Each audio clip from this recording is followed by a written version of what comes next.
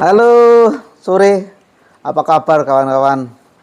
Mudah-mudahan sore ini dalam keadaan sehat ya. Oke, sore ini saya akan diskusi terkait dengan kualitas air baku yang akan kita proses menjadi air minum. Ini penting ya, penting diketahui untuk teman-teman yang baru mau memulai membuka depot air minum ya. Pertama yang harus diketahui ya teman-teman, memastikan sumber airnya yang nanti akan diproses itu seperti apa. Nah, tentu saja sumber air yang akan diproses itu dari banyak macam sumber. Ada yang sumbernya dari suplai air pegunungan, ada air yang dari PDAM, ada air yang dari sumur dangkal, dan ada juga yang dari sumur dalam. Nah, tentu saja karakter air dari banyak sumber ini akan berbeda-beda. Sambil contoh, air sumur dalam tentu saja kandungan mineralnya itu akan lebih tinggi dibanding air yang sumur dangkal ya, apalagi dengan sumber yang dari suplai air pegunungan. Itu tentu saja akan berbeda. Nah,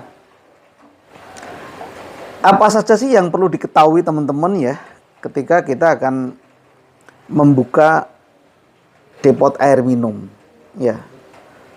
Pertama yang harus dilakukan adalah uji sampel dulu ya. Sampel air yang nanti akan diproses itu kita uji dulu, uji ke lab ya. Jadi airnya diambil nanti diuji di lab ya, atau ya memanggil atau mendatangkan orang dinas kesehatan untuk mengambil sampel untuk diuji ya. Nah, parameter yang penting yang harus diuji dari air yang nanti akan kita olah itu ada banyak ya. Di antaranya adalah ada bau, ada warna, ada rasa, kemudian ada kekeruhan. Nah, ini yang secara fisik harus diamati ya. Kemudian dari sisi yang lain pH juga harus dicek. Kemudian TDS atau padatan terlarut. Ini juga minta untuk dicek di laboratorium. Kemudian ada besi, ada mangan, ada nitrat, ada total kesadahan, ada klorid. Ya. Ini perlu dipastikan juga. Ya. Dan yang mikrobiologi ada E. coli dan coliform. Ini juga biasanya dari dinas kesehatan atau dari lab itu juga akan tertera di sana ya. Jadi parameternya itu yang penting yang harus dicek itu. Nah, tujuannya apa? Tujuannya ketika kita mempunyai hasil uji lab dari air baku yang akan kita proses itu, kita bisa menentukan treatment kita nanti ke depan. Ya. Misalnya kalau kesadahan air ya, kesadahan kita itu total kesadahan itu di keputusan menteri ya. Itu kan kalau nggak salah itu keputusan menteri nomor berapa ya, nomor saya kurang begitu hafal, tapi tahun 1990 ya, kalau nggak salah itu 416 ya, keputusan menteri 416 itu dia menstandarkan total kesadahan itu tidak lebih dari 500 mg per liter. Ini total kesadahan. Ya. Syarat-syarat ini nanti yang akan kita coba akan coba kita lihat di standar ya. Standar yang ada di keputusan menteri itu dengan hasil lab. Ya. Kalau misalnya ternyata total kesadahannya itu lebih dari 500 mg per liter, apa yang harus kita lakukan? Ya, Saya pernah bahas sebelumnya tentang kesadaran air, itu ada di link ini. Silakan nanti teman-teman bisa dibuka ya. Jadi bagaimana treatment air baku kita yang mempunyai kesadaran tinggi ya. Di antaranya kita bisa menggunakan treatment softener air dengan kation, atau bisa juga dengan lewatkan dengan zeolit, sehingga air kita kesadarannya akan turun. Ya, itu cara pertama yang harus kita lakukan itu ya. Jadi kenapa kita harus uji lab dulu air baku yang akan kita proses, itu untuk menentukan treatment nanti air kita di depot itu seperti apa. Ya, kita bisa sampaikan ke pembuat depot. Jadi sebelum depot itu diinstal, minta dipastikan kualitas airnya itu seperti apa. Ya, minta ke pembuat depot untuk cek dulu ya, untuk melakukan pengecekan kualitas air dulu dengan bantuan laboratorium. Ya, sehingga nanti kita bisa minta ke pembuat depot. Ya, biasanya pembuat depot juga sudah tahu nih. Jadi kalau misalnya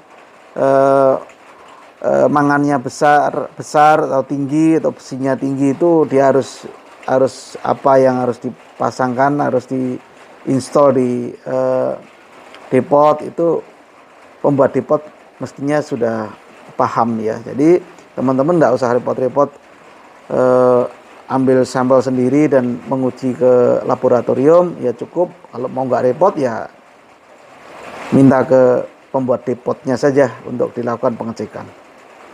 Ya, jadi parameter penting yang harus dicek di kualitas air baku sebelum kita membuat depot, yaitu ya ada bau, warna, kemudian rasa, kekeruhan, kemudian ada pH, TDS, besi, mangan, nitrat, klorin, kandungan klorin, total kesadaran, dan yang terkait dengan bakteri. Ada E. coli dan ada coliform. Itu yang penting untuk diketahui di awal ya teman-teman ya. Ya oke, mungkin itu pembahasan kita terkait dengan persiapan membuat depot dengan mengetahui terlebih dahulu kualitas air kita seperti apa.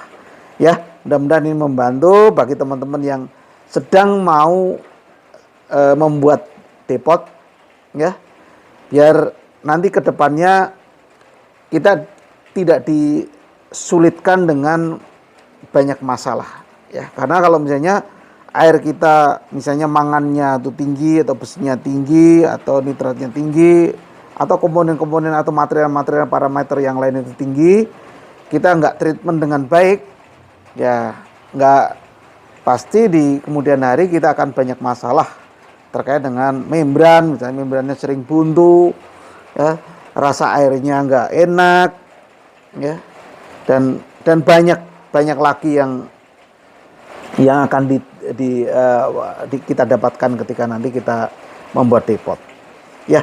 Oke ya teman-teman ya, mudah-mudahan ini membantu. Jangan lupa like, comment, subscribe di channel ini, channel Liku-Liku. Mudah-mudahan channel Liku-Liku jadi channel yang bermanfaat bagi banyak orang, membantu banyak orang ya, sehingga kita semua yang terkumpul di channel ini bisa banyak terbantu, karena berkat dari komentar teman-teman yang banyak, yang komentar yang positif-positif itu ternyata menambah ilmu kita ya. Mungkin itu saja, terima kasih.